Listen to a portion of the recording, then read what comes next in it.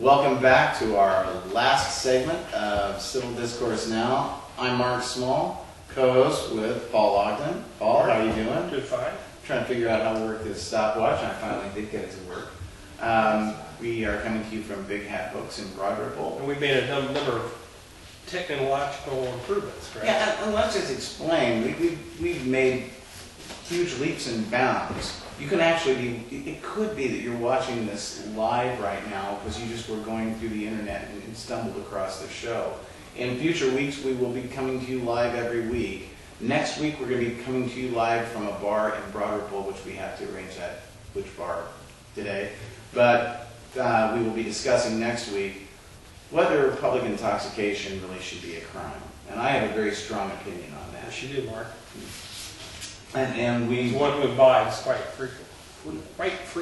Well, not quite frequently, but quite frequently. Was an experiment done on WKRP with Johnny Fever? And it showed that he increased in his... cognitive abilities, yes. The more he drank. Yes. And we've got a whole bunch of stuff. We've got a logo we're doing. I mean, it's just, we've gone leaps and bounds from when we had the single camera sitting on the table doing like one-on-one debate about a year ago. Right. So stay tuned. We'll be doing more stuff. Next week we're doing St. Patrick's Day. We're going to be covering the election campaign this year pretty heavily. And today, and we're coming to you from Big Hat Books, where you can get a copy of The Next Right Thing novel by Dan Barton, who's a local writer. He's a professor at Butler University. And Big Hat Books is located at 6510 Cornell Avenue, Broad Ripple, which is a part of Indianapolis. Is on the north side. Just off the Monon Trail. We can see the Monon Trail from here. That means it's just off the Monon Trail. And you can see Russia from here. We're talking about global warming, man-made global warming, and I was just kind of abusing these two people, much to their chagrin. But the same way Denmark abused Germany in World War II. Well, one thing that I wanted to bring up, and Jeff Cox is our guest today, our guest panelist. Jeff is an alumnus of the Ohio State University. Defenders of Western civilization and all that is good about America. Yes, but according to Jeff Masters, who is University of Michigan graduate, Buckeye trees, because of the increase in temperature, will be able to advance north into Michigan. That was his fear, and he said that I can only sadly predict that to stem the invasion, non-ecologically minded University of Michigan students will unleash genetically engineered wolverines that eat Buckeye seeds. Well, since Buckeyes are poisonous, they can eat all the Buckeyes they want. If they're genetically engineered, they'll be immune. But we were talking about good luck with that. Worldwide climate change, and it's being characterized as global warming, but it's really global climate change because a lot of things. We're seeing it now, today, when we have hot summers with very little relief and extended periods of drought. Wow, summers are hot now? Who would have thought? Oh, wait. Global warming in the United States is supposed to cause more precipitation. It's not supposed to cause a drought. No, it's... That was what the theory was. Now you're changing the theory, which is exactly what you liberals do. You're changing the theory. One, I'm not a liberal. I'm further left than that. Two, global climate change, the theory is that there will be extreme swings in climate activity. They changed that. So you will it's changed again. You will see increases in like hurricanes and tornadoes. Except we're not seeing that. This has been the least hurricane period in the last 100 years, actually. A couple of years ago was very prevalent with hurricanes. We had a whole bunch in a couple of years. I think that people in New Orleans and in the coastal place of Texas would say that they got hit pretty hard with hurricanes. No one's saying they did not get hit pretty hard, but in terms of numbers of hurricanes, they're down. This year they're down. They're down significantly, yeah. Yeah. But so Mark, you're taking, because it's I don't know if we even had a hot summer last year, but I think we did have a hot summer. Yes. You're saying 1 year out of 4.5 billion years, it shows that we're having global warming. No, 18 out of the last 20, I believe, have been the 18 hottest years during the time that they've been, on average, that they've measured temperature. Yeah, but wasn't, the start of that time when they measured temperature, we were coming out of the little ice age? Mm-hmm. I don't Well, believe it was we're coming out of 100 now. 140 years ago. Yeah, we were still coming out of the little ice age. I don't know about that. But you've got to look over a longer period of time. You can't look at a tiny, and if even a 10-year period is a very short period to look at temperature fluctuations. Well, then let's look at this.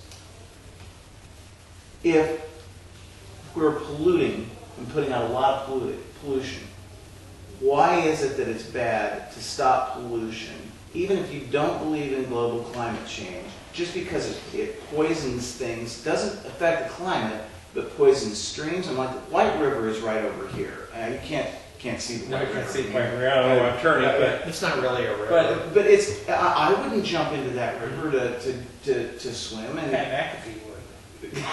no, he didn't. Pat McAfee is a Punter. punter for the Indianapolis Colts. He jumped in the river. The team formerly known as the Indianapolis Colts. He jumped into the canal. All right, the canal. That's You're even right. more vile. But Is he still with the team? yeah, I think about the only one still with the team. He'll be playing quarterback. Yeah, but the thing is, the pollution that we have is not good. You put crap into the air, and if it's not good, and if it poisons the environment, doesn't cause climate change, why don't you want to eliminate it where you can? And you're hitting the nail on the head. There's a political agenda that they have. Well, we might be wrong about global warming or Who's climate they? change. The scientists, or the environmentalists. The environmentalists. As they I shouldn't say the exist. scientists. And they're saying, well, we might be wrong about this, but we're doing something good anyway because pollution is bad. First of all, CO2 is not a pollutant. It is and it isn't. It is. It But isn't. still, it's an anti-progress agenda. They don't like progress. The environmental movement started out very, very good with noble intentions, and we got a lot of benefit out of it. But over the years, especially in the last 15 or 20, it has morphed into something malevolent. Where anything, they don't want us to have cars. They don't want us to have air conditioning. They don't want us to have heating. Well, we can't live without that. Okay, wait, first of all, I don't think we should have as many cars as we have. We don't need as many cars as we have. Who are you to decide that? Because we're using up a lot of oil and burning things into the air that we don't need to, and there are a lot of people dying in car wrecks. We have plenty of oil. If we had more rapid transit, people would be able to get places, and you wouldn't have as nearly many people driving around getting killed in car wrecks. The number of car wrecks, people dying in the car wrecks has declined dramatically. Yeah, but rapid transit, it doesn't work in a society where people have their own homes with their own yards. Now, the American people have made a conscious decision.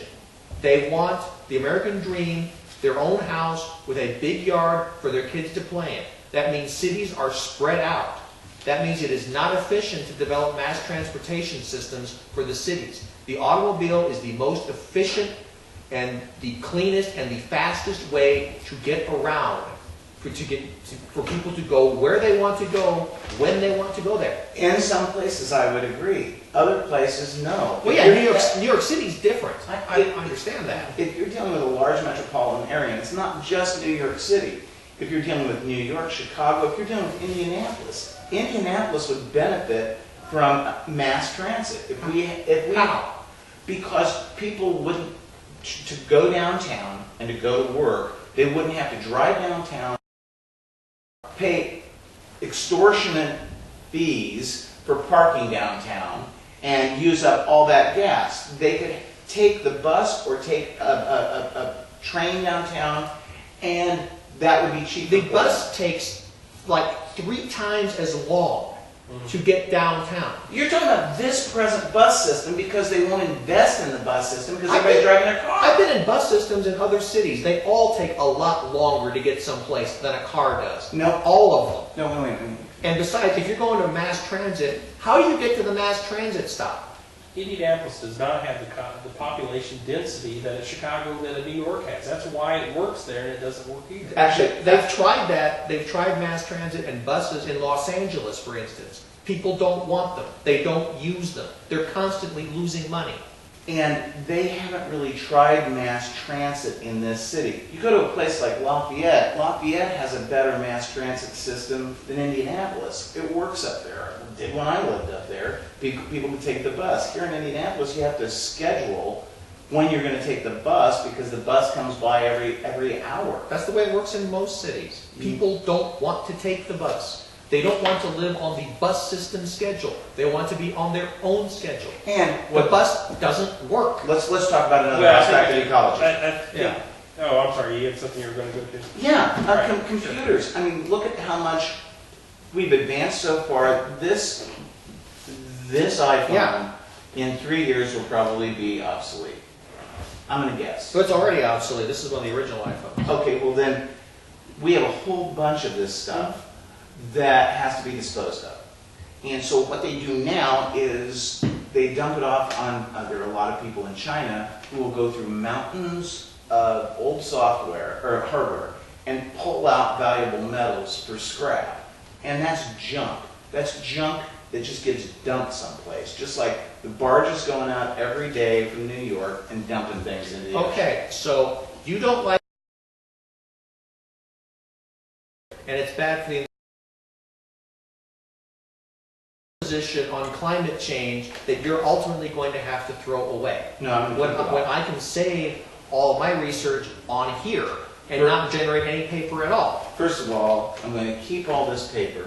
I'm going to keep all this paper for my research for future debates. So you might need a bigger house for that. Oh, Well, you I'll can't get have a bigger house. I'll That's get bad there for by the mass environment. transit. But my point is, You'll get there late. that we have things that are polluting the environment and that are bad for the environment. So when you're saying environmentalists have this agenda that's bad, I'm saying that there are things that we have to control that are pollutants. There's been discussion of creating or having some kind of way of putting into the air a chemical that would reduce CO2.